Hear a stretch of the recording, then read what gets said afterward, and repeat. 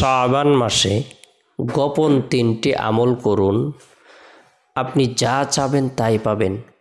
200 বছরের গুনাহ মাফ হবে, জান্নাত নসিব হবে, ভাগ্য খুলে যাবে, দোয়া কবুল হবে, আশা আকাঙ্ক্ষা পূরণ হবে। শাবান এটি আরবি শব্দ, এর অর্থ হলো বিস্তৃত হওয়া, চারিদিকে ছড়িয়ে পড়া। আল্লাহ পাক রব্বুল আলামিনের রহমত এই মাসে চারিদিকে বিস্তার করে দেন। আল্লাহ পাক রব্বুল আলামিন অসংখ্য অগণিত নিয়ামত দ্বারা ভরপুর করে দেন। শাবান মাসটি এতই বরকতপূর্ণ এবং ফজিলতপূর্ণ যে মাসের ইবাদত আল্লাহ তাআলার কাছে অনেক পছন্দনীয়। শাবান মাসের মধ্যে এমন একটি রাত রয়েছে যে রাতের ইবাদতকে রাসূল সাল্লাল্লাহু আলাইহি সাল্লাম গুরুত্ব দিতেন। শাবান মাসের মধ্যে বরকতপূর্ণ যে রাতটি রয়েছে সেটি হলো শবে বরাত বা লাইলাতুল বরাত, যে রাতটিকে ভাগ্যর রজনী বলা হয়ে থাকে।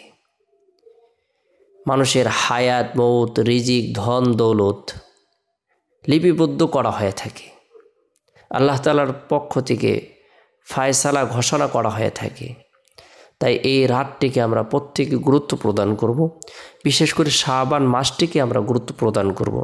নবী সাল্লাল্লাহু আলাইহি সাল্লাম তার দরদে উম্মতদেরকে শিক্ষা দিয়েছেন তারা যেন রজব এবং শাবানে আল্লাহ তাআলার দরবারে হায়াত বৃদ্ধির উদ্দেশ্যে, রিজিক বৃদ্ধির উদ্দেশ্যে, ধন দৌলত বৃদ্ধির উদ্দেশ্যে দোয়া করে। আল্লাহুম্মা বারিক লানা ফি রজব ওয়া শাবান ওয়া বাল্লিগনা রমাদান। আমরা প্রত্যেকে হায়াত বৃদ্ধির উদ্দেশ্যে, রিজিক বৃদ্ধির উদ্দেশ্যে, ধন দৌলত বৃদ্ধির উদ্দেশ্যে রসুলের শিখানো বরকতপূর্ণ এই দোয়াটি আমল করব। পরিবার পরিজনদেরকে আমল করার ব্যাপারে উৎসাহ প্রদান করব। আমরা যারা আরবিটা বলতে পারি না, আমরা বাংলায় দোয়া করব, আয় রব, আপনি আমাদের হায়াতের মধ্যে বরকত দান করুন, রিজিকের মধ্যে বরকত দান করুন, শারীরিক সুস্থতার মধ্যে বরকত দান করুন, ধন দৌলতের মধ্যে বরকত দান করুন। এভাবে দোয়া করব। রমজান পর্যন্ত আল্লাহ আপনি আমাদের হায়াতকে পৌঁছায় দিন। এই দোয়াটি রাসূল সাল্লাল্লাহু আলাইহি সাল্লাম দীর্ঘ 2 মাস পর্যন্ত করেছেন। তাই আমরা শাবান মাসে এই দোয়াটি করব। রাসূল সাল্লাল্লাহু আলাইহি সাল্লাম বলেছেন, শাবান শাহরি ওয়া রমাদান শাহরুল্লাহ। শাবান আমার মাস, রমজান আল্লাহ তাআলার মাস। সুবহানাল্লাহ। যার সম্পর্ক রাসূলের সাথে হয়েছে সে জিনিস দামি হয়েছে। সুবহানাল্লাহ। এই মাস রসুলের সাথে সম্পৃক্ত হওয়ার কারণে শ্রেষ্ঠ মাস হয়েছে। সুবহানাল্লাহ। আমরা উম্মত, রসুলের উম্মত হওয়ার কারণে শ্রেষ্ঠ উম্মত হয়েছে। তাই বরকতপূর্ণ এই মাসে, রসুলের মাসে আমরা প্রত্যেকে গুরুত্ব সহকারে নফল ইবাদত বন্দেগী করব, নফল নামাজ পড়ব, কোরআন তেলাওয়াত করব, জিকির আজগার করব। গোপন 3টি আমল শাবান মাসে বেশি বেশি করে করব। 1 নম্বর যে আমলটি শাবান মাসে আল্লাহর রসুল করতেন সেটি হলো নফল রোজা। আমরা গোপনে নফল রোজা রাখার জন্য চেষ্টা করব। রাসূল সাল্লাল্লাহু আলাইহি সাল্লাম আল্লাহ তাআলার নৈকট্য লাভের উদ্দেশ্যে, আল্লাহ তাআলাকে খুশি করার উদ্দেশ্যে, আল্লাহর সন্তুষ্টি লাভের উদ্দেশ্যে শাবান মাসে অন্য মাসের তুলনায় বেশি নফল রোজা রাখতেন। বিশেষ করে আমরা 15 শাবান শবে বরাতের রোজাটি অবশ্যই রাখার জন্য চেষ্টা করব। এর বিশেষ ফজিলত রয়েছে। রাসূল সাল্লাল্লাহু আলাইহি সাল্লাম 14 ফেব্রুয়ারি রাত্রি জাগরণ করে, অর্থাৎ শাবান মাসের 14 তারিখ রাত্রি জাগরণ করে পরের দিন নফল রোজা রাখতেন। আমরাও রাত্রি জাগরণ করে পরের দিন নফল রোজা রাখব। এরপরে 2 নম্বর যে আমলটি আমরা গুরুত্ব সহকারে করব সেটি হলো অধিক পরিমাণ ইস্তিগফারের আমল করব। আস্তাগফিরুল্লাহ রাব্বি মিন কুল্লি যামবি ওয়া আতুবু ইলাইহি। কোনো গুনাহগার ব্যক্তি গুনাহ করতে করতে তার অন্তর কালো হয়েছে, মাথা থেকে নিয়ে পা পর্যন্ত গুনায় জর্জরিত, হাতের দ্বারা গুনাহ করেছে, পায়ের দ্বারা গুনাহ করেছে, চক্ষুর দ্বারা গুনাহ করেছে, কানের দ্বারা গুনাহ করেছে। সে জীবনে যত গুনাহ করেছে, সগীরা কবিরা, জাহিরি বাতিনি, শিরিক বিদআত, ইচ্ছায় অনিচ্ছায়, গোপনে প্রকাশ্যে, জাহিরি বাতিনি যত গুনাহ করেছে, সকল গুনাহের কথা স্মরণ করে যদি বান্দা ইস্তিগফারের আমল করে, ফাকুলতু আস্তাগফিরু রাব্বাকুম ইন্নাহু কানা গাফফারা, যদিও আল্লাহ তাআলার দরবারে সে তওবার নিয়তে ইস্তিগফারের আমল করে, আল্লাহ তাআলা মুহূর্তের ভিতরে তাকে ধুয়ে মুছে নবজাত শিশুর ন্যায় নিষ্পাপ করে দিন। আর আল্লাহ তাআলা আদেশে প্রদান করেছেন, তোমরা ঈমান আনয়ন করার পরে বিগত দিনের গুনাহের কথা স্মরণ করে ইস্তিগফারের আমল করো। তাই ইস্তিগফারের আমল করব।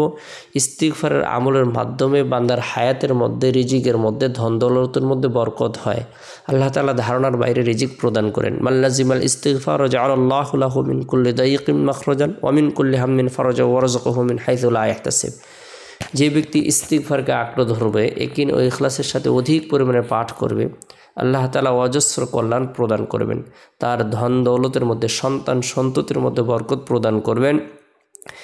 তার জন্য ফল ফসল ইত্যাদি মধ্যে আল্লাহ তাআলা বরকত প্রদান করবেন। তার ধারণার বাইরে রিজিক প্রদান করবেন। সুবহানাল্লাহ। তাই ইস্তিগফারের আমল করব। আমরা যারা ছোট্ট ইস্তিগফার পারি, চাইলে আমরা এটাও পড়তে পারি, আস্তাগফিরুল্লাহ আস্তাগফিরুল্লাহ আস্তাগফিরুল্লাহ, আল্লাহ আমাকে ক্ষমা করুন, আল্লাহ আমাকে ক্ষমা করুন। আল্লাহ তাআলা সমুদ্রের ফেনা পরিমাণ গুনাহ হলেও মাফ করেন, মরুভূমির বালুকা রাশি পরিমাণ গুনাহ হলেও মাফ করে দিবেন। বান্দার 200 বছরের কবিরা গুনাহ রয়েছে, সে যদি খাঁটি দিলে তওবার নিয়তে ফিরে আসে, আল্লাহ তাআলা তার গুনাহকে মাফ করে দিবেন। এরপরে 3 নম্বর যে আমলটা আমরা গুরুত্ব সহকারে করব, সেটি হলো ঠিক পরিমাণে আল্লাহ তাআলার জিকির আজগার করব। সুবহানাল্লাহ, আলহামদুলিল্লাহ, লা ইলাহা ইল্লাল্লাহ, আল্লাহু আকবার। রব্বুল আলামিনের দরবারে রুনাজারি করব, দোয়া করব, মুনাজাত করব। আল্লাহ তাআলা জান্নাত অবধারিত করে দিবেন, আমাদের মনোবাসনাকে পূরণ করে দেবেন, আমাদের জীবনের ইচ্ছেগুলো, আশা আকাঙ্ক্ষাগুলো আল্লাহ তাআলা পূরণ করে দেবেন, গায়বী সাহায্য প্রদান করবেন। গুরুত্ব সহকারে শাবান মাসে শবে বরাতের আগে অথবা পুরা শাবান মাসেই বরকতপূর্ণ গোপন এই 3টি আমল করব।